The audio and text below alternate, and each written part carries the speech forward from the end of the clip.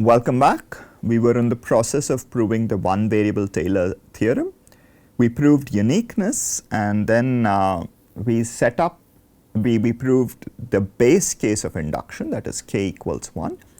And then we assumed the induction hypothesis, and we were in the process of proving the inductive case. Okay, so let's continue. So suppose you take g dash of h. This is ck minus 1 on this neighborhood, okay, obviously. So by the induction hypothesis,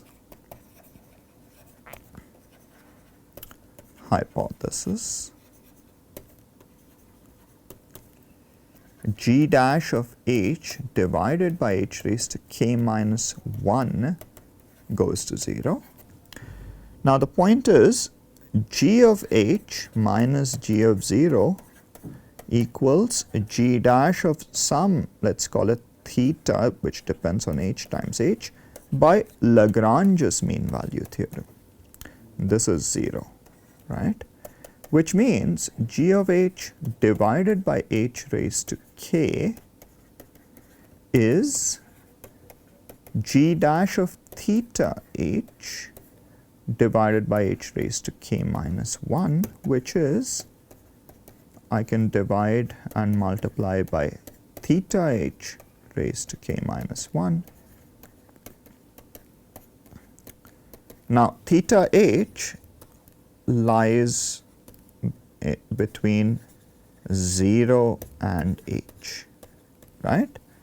So which means that theta h goes to 0 as h goes to 0, right, by the sandwich theorem, if you will, which means this goes to 0 by the induction hypothesis.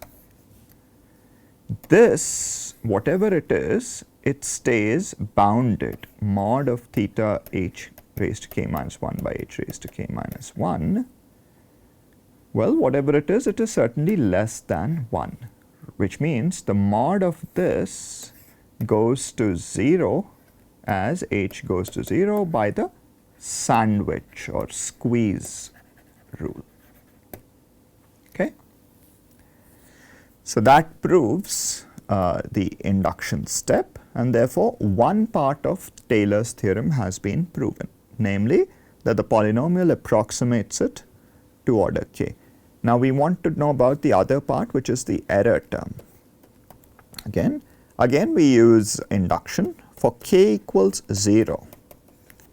Okay, how does one prove it? What we want is, if f is ck plus 1, that means if f is c1, we want to prove that this is f of a, right, plus f dash of some eta times h divided by 1 factorial. But this is precisely the statement of Lagrange's mean value theorem. Okay, so this is done. Now assume the induction hypothesis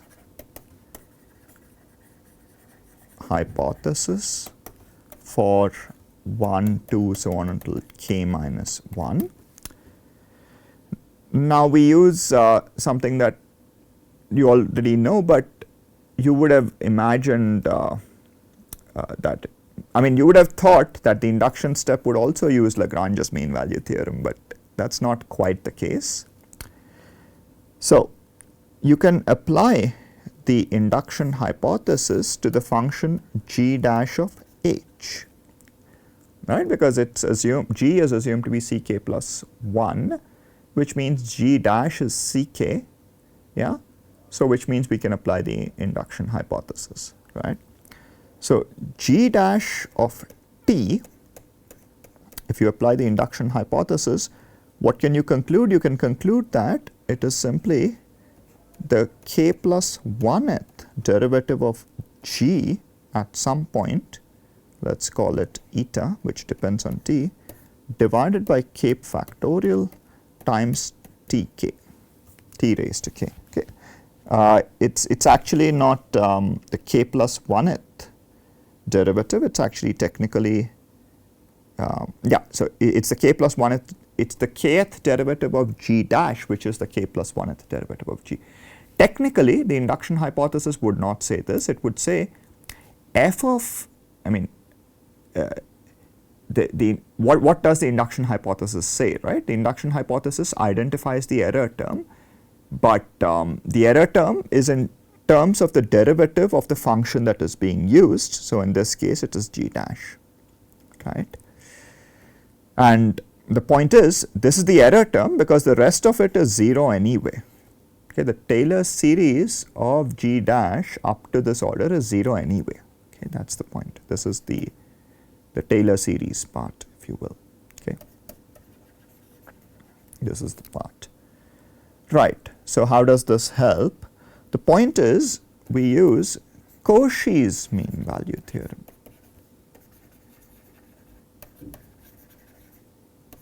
At this point of time. So Cauchy's mean value theorem would say what? It would say that g dash of c times k plus 1 c raised to k is g of h times divided by h raised to k plus 1, assuming h is not 0 and c is not 0. Okay, this is what it would say for some c. For some c. Right. So that's Cauchy's mean value theorem, and indeed that is good enough for us, more or less. Why is it so? So this, right? So what this would mean is that g of h is something times h raised to k plus 1. What is that something? It's k plus 1 times c raised to k g dash of c, right? What is g dash of c? Well, that's given by this formula, right? So this you need to put in a tad bit more work at this point to conclude what you want to conclude, but this will prove what we want. Okay, right. So from this to what we want, how does one do this? Please think about this. Okay, right. Nonetheless, anyway, since I've already assumed that you know Taylor's theorem, I just wanted to reach the point where we used induction and Cauchy's mean value theorem. It is crucial for us to use these error terms, right? So, okay, let's see. So in fact, Taylor's theorem is a bit more general than this. It holds even without the assumption of being Ck, right? In fact, being k times differentiable is good enough. However, the proof of such a complicated statement would involve a rigorous version of the L'Hopital rule and so on, and it's not really worth the trouble because what we really care about is multivariable calculus, and for us, Ck is a fairly mild assumption. Okay, right. So using Taylor's theorem, the important part is to prove the second derivative test, because then we will use the same Taylor's theorem to prove a multivariable Taylor's theorem and so on and so forth. That's our real interest, which is why I'm not doing the one variable thing. I didn't complete the proof simply because I wanted to get to a point where the key role is played by one of the mean value theorems and induction. Okay, the induction part is important because that's how we'll address the multivariable case as well in some sense. Okay, right. So here is a proof of the second derivative test.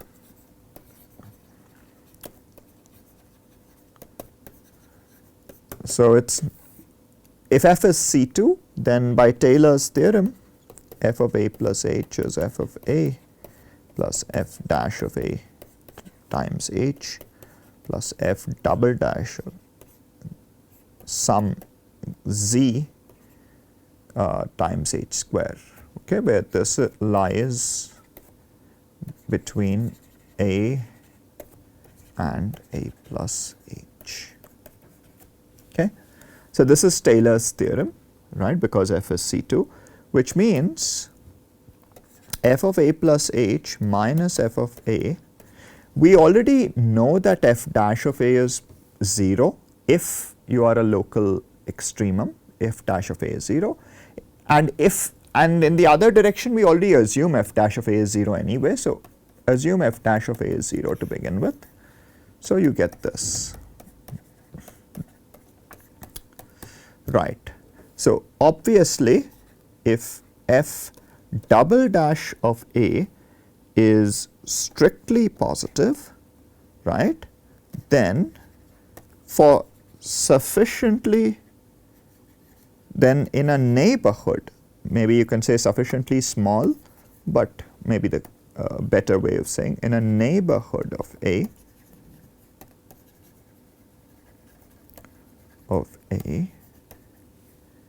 f double dash continues to be positive, which means f double dash of z is positive, and therefore f of A plus H is larger than f of A for all H not 0 in a neighborhood of 0.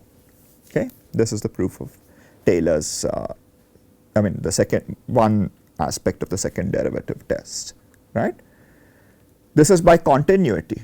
If f double dash of A is positive, then for all x close enough to A, f double dash continues to be positive by the continuity assumption on f double dash, right. So this means that f of A plus H is strictly larger than f of A. Likewise, for local minima, f of A plus H would be local maxima, f of A plus H would be strictly less than f of A if f double dash is strictly negative. The converse direction is also very easy, because if f double dash, if A is a local, say, maximum, right, and if f double dash is not less than or equal to 0, suppose it is strictly positive, then we have a problem, because since it's a local maximum, right, that means f of A plus H is larger than f of A, but f of A plus H is less than f of A for all non-zero H small enough, but if f double dash of z is strictly negative, you are in trouble, right. So this is the proof of the second derivative test in one variable. Again, this is assumed to be known, it's prerequisite material, but nonetheless our aim is to do the same thing in multivariable calculus.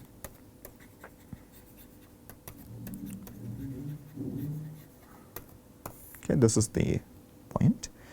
So to even state Taylor's theorem in multivariable calculus, we need some notation.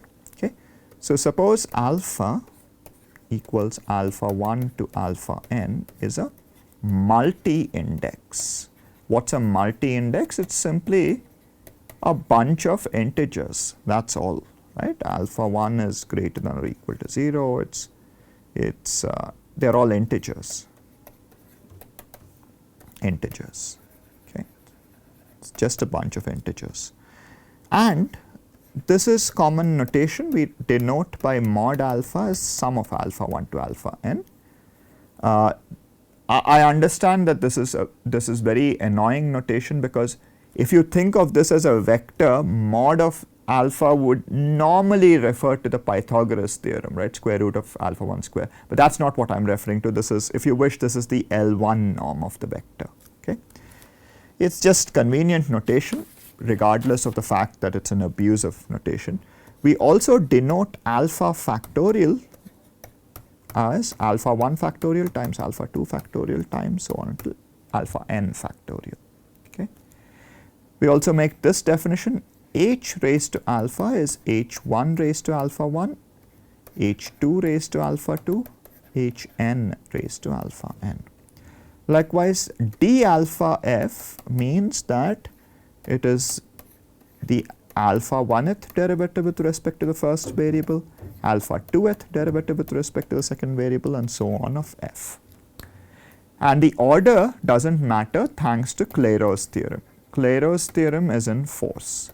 By the way, Clairaut's theorem, as we discussed, is not just valid for C2 functions, it's valid for CR functions. You can take partial derivatives in any order and you'll get the same thing, as long as the partial derivatives up to order R. Okay? So this is just convenient notation because it makes the multivariable Taylor theorem look exactly similar to its one variable counterpart. Okay? Right, so what's the multivariable Taylor theorem? It's this. Let U be an open set as always, and F be a CK function. Let A belong to U and H is small enough, maybe norm of H is small enough such that the open ball of radius epsilon is in U, that is A plus H less than epsilon. This sort of a thing, these are all in U, okay, minus A. Namely, H less than epsilon is in U. Okay. Right. So it's much cleaner to simply write it like this. Okay. So U is an open set, so there is some epsilon that works.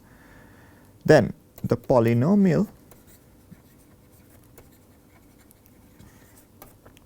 Pak of H is f of A plus sum over I partial derivative of A times Hi plus half Xi Xj of A Hi Hj plus so on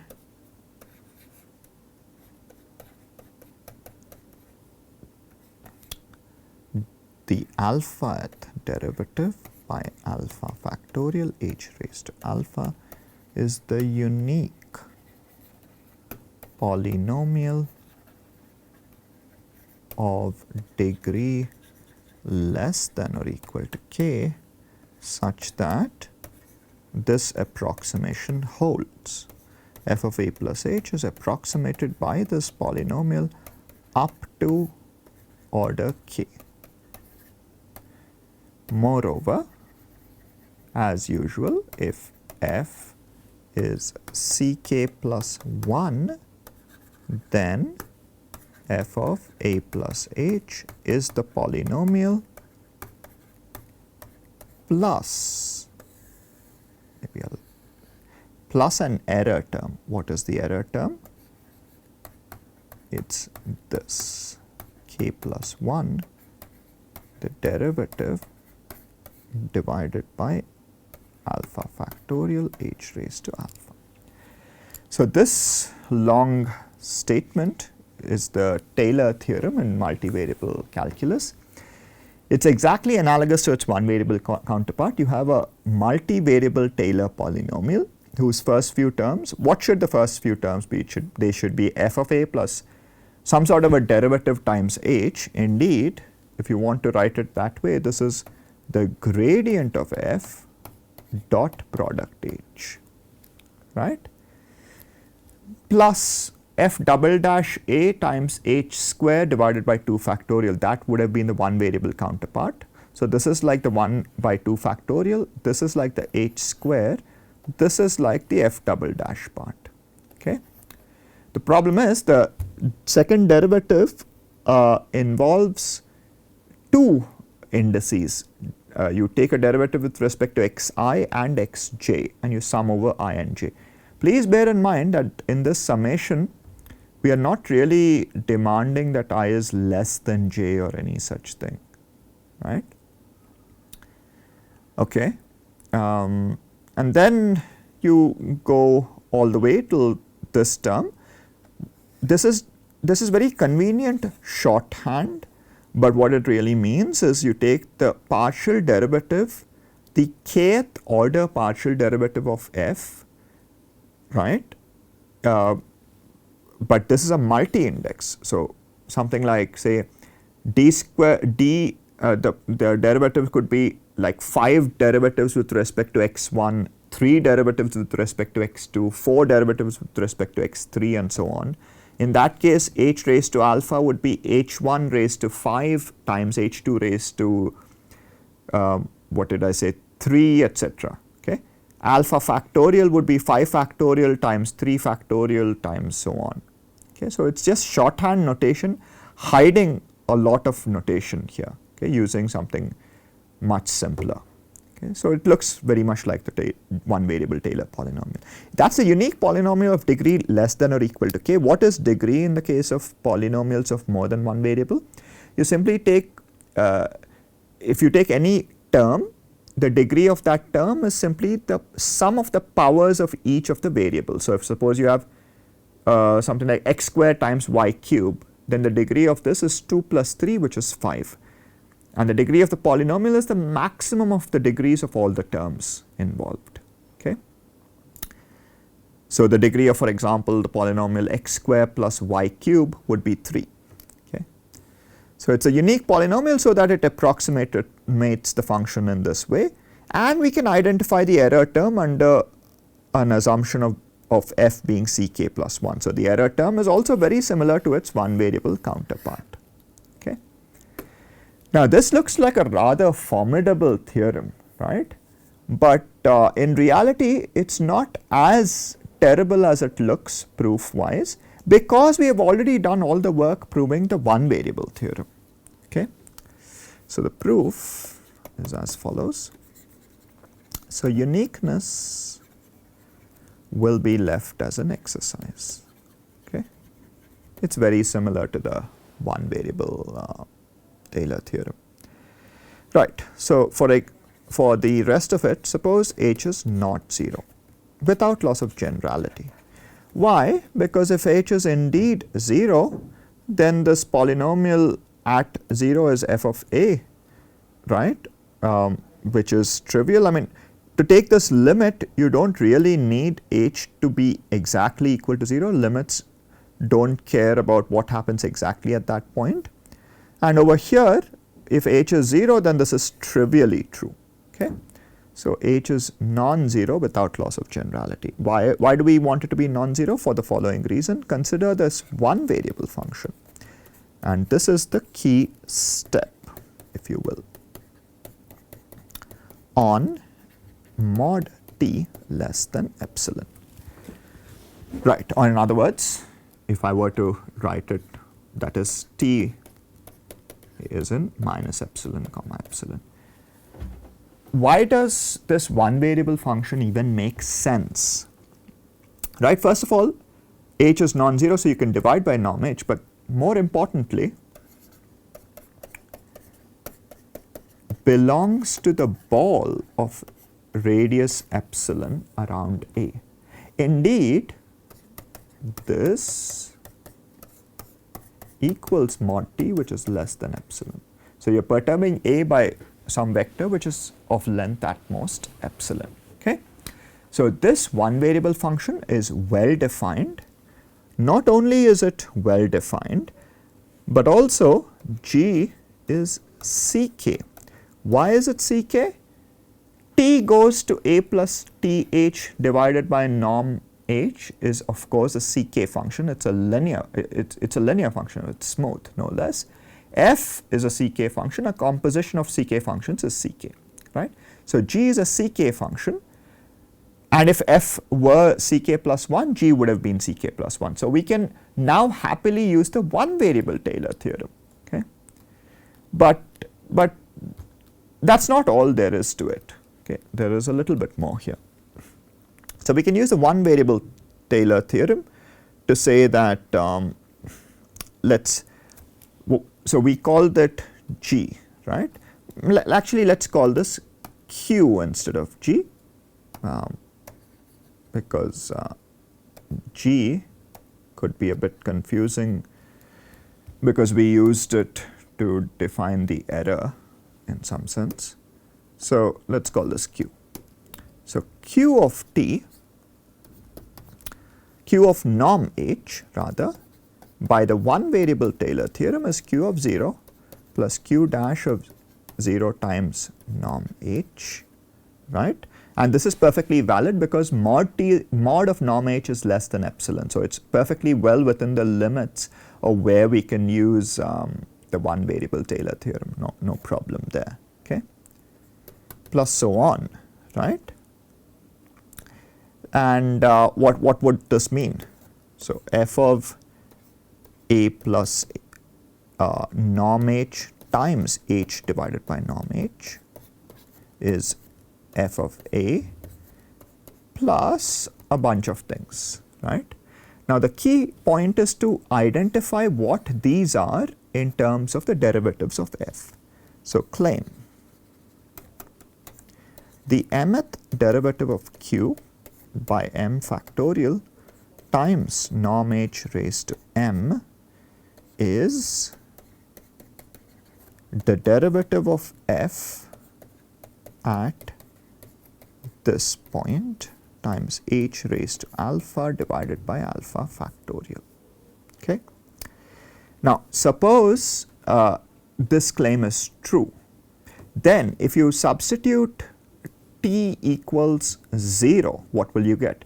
You'll get the derivative, alpha derivative of f at a times h raised to alpha divided by alpha factorial, right? This is enough to complete the proof. Okay. So why is it enough to complete the proof?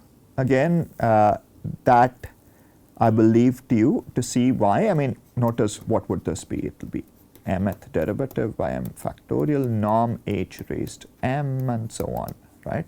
So we have essentially identified what this is in terms of this. In other words, if this claim is true, the one variable Taylor theorem would give us the entire result. Indeed, this is the general term, right? We have identified the general term of the Taylor polynomial. The one variable Taylor theorem, this will tell us it's 0. It will also identify the error term for us here, right? So happily enough, just this one claim is enough to complete the proof. Okay. Once again, please think about it. Okay.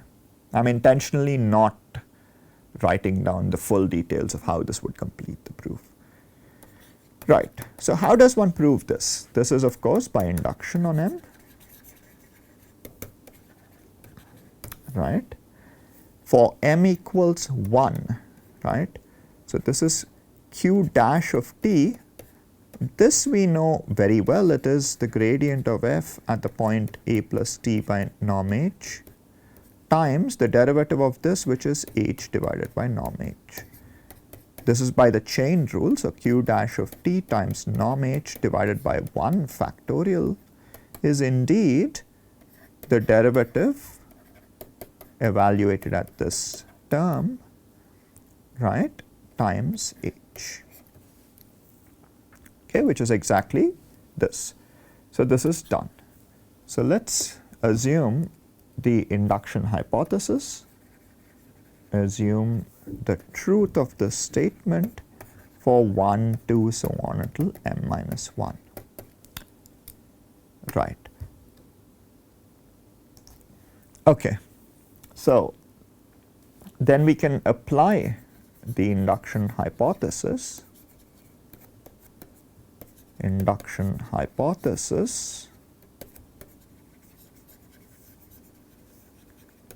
to q m minus 1 of t. That is the m minus 1th derivative of t times norm h raised to m minus 1 is this.